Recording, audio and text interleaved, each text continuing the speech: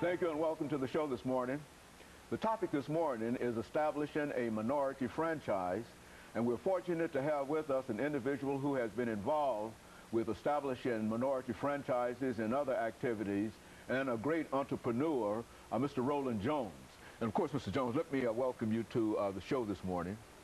Thank you. It's a pleasure to be here. And to tell you how delighted we are to have you here, Mr. Jones, and I think that we indicated up front that you are a great entrepreneur, and that might be outstretching it in a real sense, but as soon as you give us some information about your background, education, and some of your experiences within the context of establishing minority franchises, I think that people will understand what we meant when we said that you've really been involved and you are indeed a great entrepreneur. Let's start off by talking about your background, education, and some of the things that were important in terms of your life that led you to us today.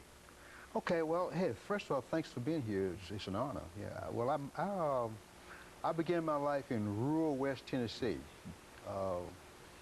back at around the outbreak of World War II. That's when I was born, and all my values were shaped there. And of course, I went on to graduate from high school in Memphis. And after college, I went into the military. And of course, after that, I taught in the Memphis City school system for 1 year. And while I was doing that, I was attending broadcast school at night.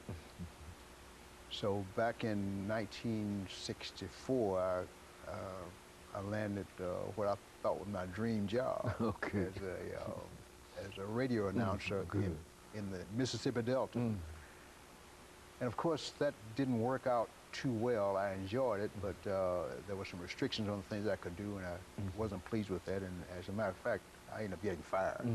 Okay. Might have been the best thing that ever happened to you. It was the best thing that happened to me, because when I got fired, what happened, it put me on the road. And I ended up in Washington, D.C., in an employment counselor's office.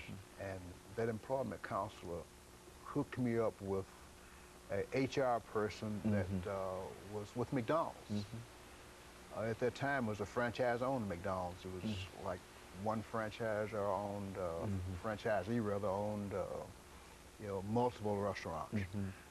And this was back in July of 1965.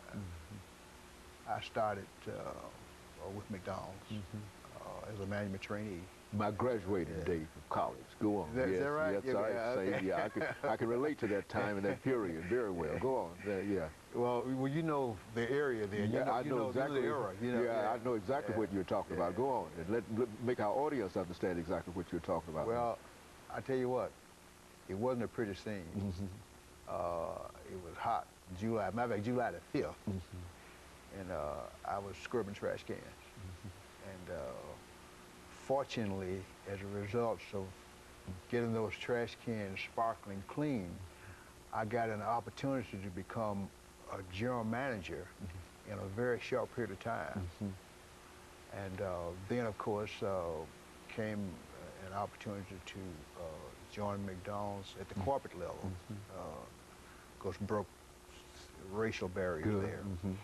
And I was exposed to how franchises operate. And I began a position as a franchise consultant for McDonald's Corporation, which was fulfilling the company role to the franchisees. And that position led me to a higher level position. And after that, which like 12 and a half years, I came to Nashville to become a franchisee then. And of course, that gave me experience on the franchisor and the franchisee side. And I had an opportunity to work in a capacity that I was consulting people in. So then I had people consulting me, and I saw it at a whole, in a different way, with a whole different level of exposure. And having the opportunity to meet the leader, which was Ray Kroc, founder of McDonald's Corporation, and hang out and work around it with people like that. Okay, Yeah. and we're getting ready for our first commercial break, but let's, when we come back, let's talk about your relationship with Mr. Kroc and some of the other things that you being the minority in that kind of situation and how it felt in reference to how they reacted to you. And let's see if we can sort of deal with that during the second part of the show, because I think that this is what we want to deal with. And I know the period, and I know all of the things you were talking about, but we want our audience to understand exactly what you were doing at that time. And we'll be back with our audience following this very, very short commercial break.